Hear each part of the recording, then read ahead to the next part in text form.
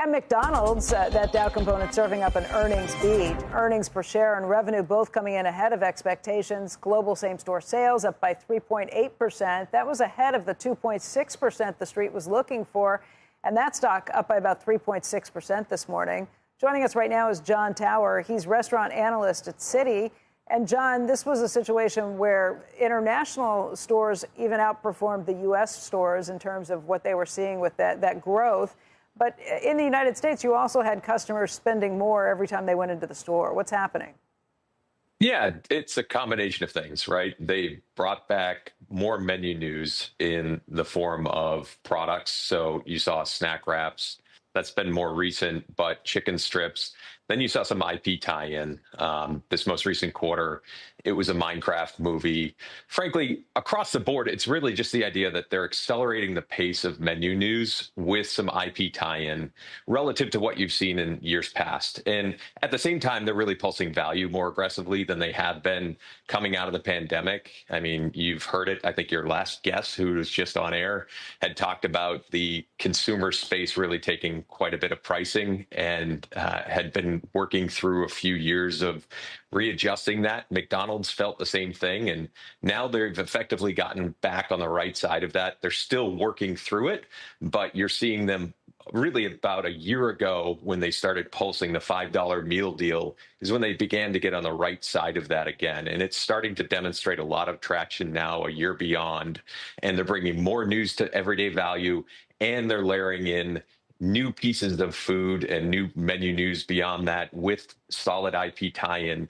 And all of that's driving new guests, but also adding check. And I think we're going to see more and more of that as the year goes on, specifically in the U.S., but it's also across the globe. It's resonating with families. It's resonating with kind of individuals as they go to the stores. So I think their product momentum and product cycle continues to build from here. And they've rejiggered the organization as well to address this going forward.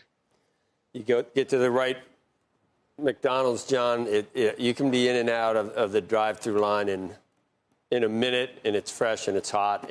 But my question is, was there ever any overhang from the RFK Jr. appointment, the MAHA, Make America Healthy movement? The stock looks fine, and it keeps, it's not at an all-time high, but it's close. Is it because of the fan in the White House yeah. I mean, if you've got, does that matter? Is it on the radar screen of RFK Jr. is a bad thing, or has he been told to back off? I like my quarter pound, or I like my Big Macs. I don't know about that. It's hard to tell. I think that McDonald's really going back to the value piece of it, they had been offsides for a few years, plus they didn't have very strong product innovation coming out of COVID. Reversing the clock and looking back at history, they were looking and did a massive amount of their energy focused on remodels circa 2016 through coming into COVID. COVID strikes. They had to really scramble on addressing how are we going to really run this business with a much slimmer, menu, dealing with massive inflation on the labor side, dealing with inflation on the food side.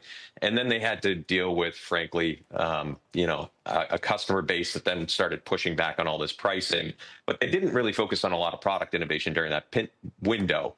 Now they're getting their mojo back on the product innovation cycle, and they've rejiggered their whole organization around this, where more recently they've hired these restaurant experience captains to focus specifically on chicken, burger, and drinks and desserts. So that's going to hit this across the globe. So I think you're going to see a much faster, more consistent cycle of product news that's going to hit low price point as well as higher price point, so that, guests are going to come back and see more things more consistently across the menu that are going to drive people in the door.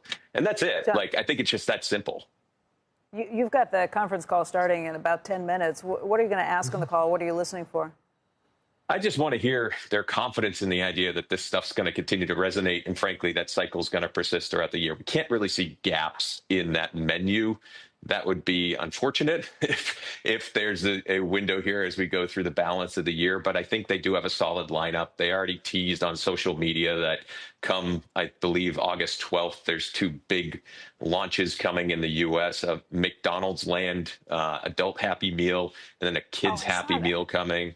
Yeah, so we've got some new product news. You can get like the Grimace or the Hamburglar or somebody on it. That was kind of cool and nostalgic. Yeah, so they're bringing some news, and then in the back half, I wouldn't be surprised if we saw some stuff around Monopoly, perhaps some stuff with the Chicken Big Mac coming back. So there will be more news coming, and obviously they're probably going to comment on what's happening with the consumer out there. We've certainly heard from many others that it's not exactly the greatest backdrop.